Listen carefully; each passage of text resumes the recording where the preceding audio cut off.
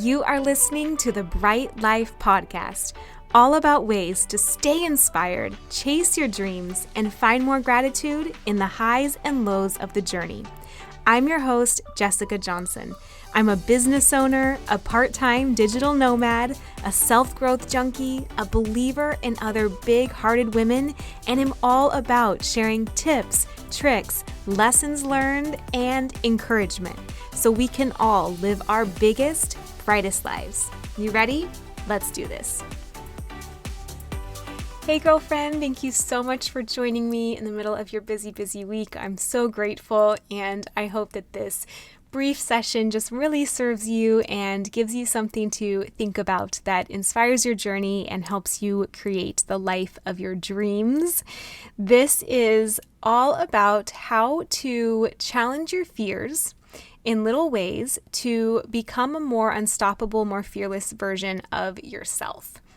So this is something that I have recently noticed, as are many of these things. It's something that I'm working through, so I share that openly in the hopes that you probably have something that you're probably thinking of and we can get through it together. So try and think through if there's something that you feel like you have some fear or trepidation around. Maybe it's a recurring thing for you. Maybe it's something that you continually avoid or procrastinate on, or that just feels too scary for you to even go there. So I've talked about before, for me, one of the things that I get a little nervous around, or especially I used to more so, was the visibility, especially on social media. So even though it may seem like I'm always sharing a podcast episode or posting on social, that was really a journey for me.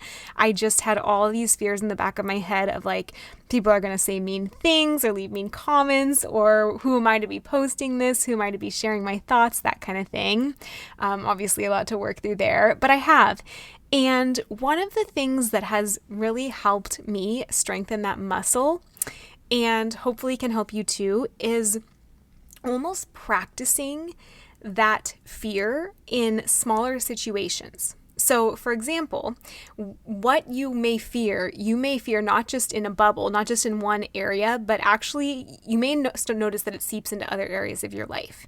Like for me, I started to notice, okay, I have this weird thing with social media, or used to, more so. But then I would notice that I would also get it where I wouldn't want to be visible in other areas, right? Like I would go to the gym and be like, I don't want to go into the weight section because all the guys are going to be there and I don't want to be like watched or judged for not knowing what I'm doing with the weights, that kind of thing.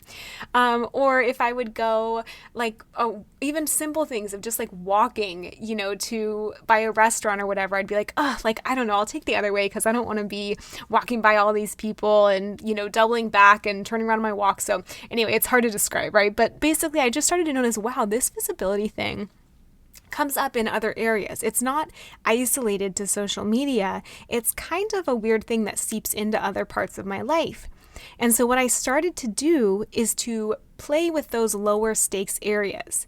And I started to do the practice of, even though I could do the workout at home, even though I could go and, take the walk or, go around a different direction, I started to actually just lean into those and to look at them as opportunities to shift the whole visibility thing in all the areas. So what I started to notice is by practicing being more visible, by saying more of what I thought or trusting my message or saying what I wanted in even my closest relationships where I felt safe doing it, but it was a good practice for me, that started to help the other areas.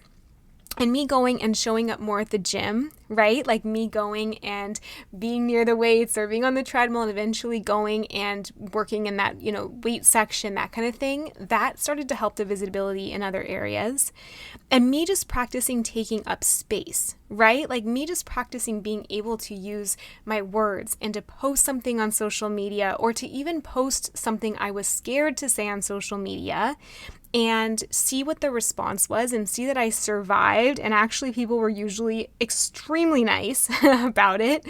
That started to really build that muscle and to reduce that fear in all the areas.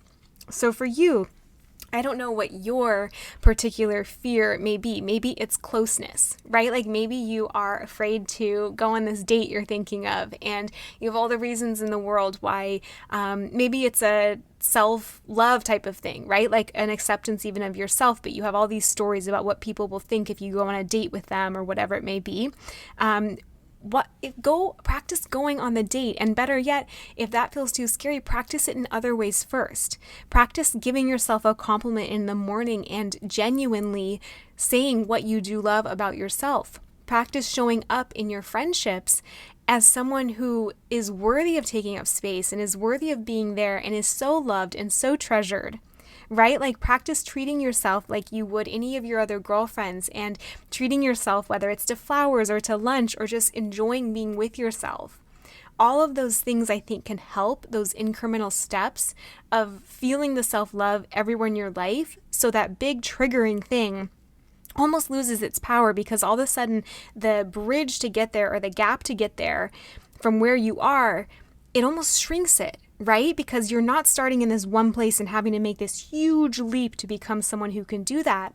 But if you're practicing this self-love or self-acceptance or visibility in all these other areas, that big gnarly version of it, all of a sudden you're kind of getting closer to it anyway. And so it's a much less of a leap to make, right? So there can be other areas where, even if it's just like, what would it be? Like support, right? Like maybe you have a hard time accepting support, and you are just trying to build that muscle. So maybe you accept the support from someone who's offering to do the childcare or the housework or the kids or whatever, and normally you'll do everything on your own, right? Like maybe normally you're like, I got it, I don't need help. That's good. What you can really do instead is just start to practice it in little ways. Maybe for you, it's more like decisiveness, and you get overwhelmed making any kind of decision. I know I've been there before. I have sometimes the hardest time making the smallest decisions, and I apply this to that as well. I started to just say, all right, I may have a hard time deciding on this big decision, but what I'm going to do is I'm going to go and make a decision about where I'm going to dinner tonight. I'm not going to overthink it. I'm going to go and I'm going to decide between these two t-shirts or bracelets I want to buy, and I'm not going to overthink it, right? Like I'm not going to spend forever in indecision. I'm going to practice it in a million little ways, being decisive, and build that muscle. So when there is a big decision or a scary decision, all of a sudden it's much, much easier for me, right? So those are just a few different examples of how you may practice this. But if there's something that you just find that you constantly are kind of roadblocked around, or you notice in one area, start to look and see, is that showing up in other areas though? Is it really isolated to that one area? Or do you notice that visibility, that indecisiveness, that self-acceptance, that love, whatever it may be?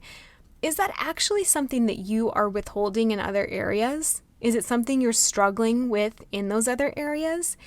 And if so, how can you start to practice it in little ways, right? Like, how can you just start to practice being seen, being accepted, feeling gratitude for yourself, feeling decisive, whatever it may be.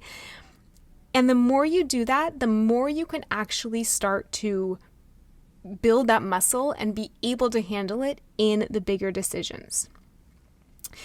Another way you can think about this too, if there's something that you like procrastinate on, maybe there's something that you just cannot get done for the life of you, take a look at like, what does finishing that thing mean?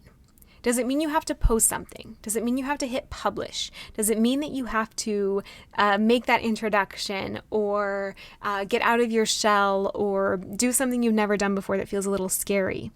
Because procrastination is usually not just this waiting game. There's usually something behind it that's causing us the procrastination. It's usually a fear behind it. So what I like to do to unwind this procrastination is think about, what does working on this thing and finishing it mean?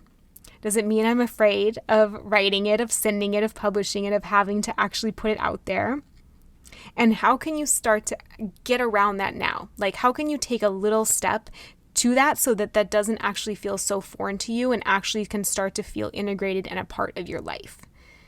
All right, so those are just little ways to challenge the fear, to get out there, to live this bright life that you are meant to live, and to not have any regrets. And I know these things can be scary, and so much of this journey is working through your fears and not letting them stand in your way to creating the life you want to live. And so my hope is just these can all be things that reach you at different points and affect you in different ways, but really help you move through the fear and get on to your biggest life, just as they have helped me. All right. Thank you so much for being here, and would love to hear what shift this makes for you in your life. If this episode resonated with you, I have something you are going to love. As you may know, part of what helps me create my own version of my brightest life is copywriting and content marketing. Building a content business helped me replace and surpass my corporate income, to see the world while working from anywhere, and to choose clients that light me up every single day. If you're at all curious about doing the same, I have broken it down for you in a copywriting starter kit, all the beginning steps you need to build your own profitable freelance business. I will link it in the show notes, so definitely check it out if you're interested. Thank you so much for being here, and I will chat with you next Thursday.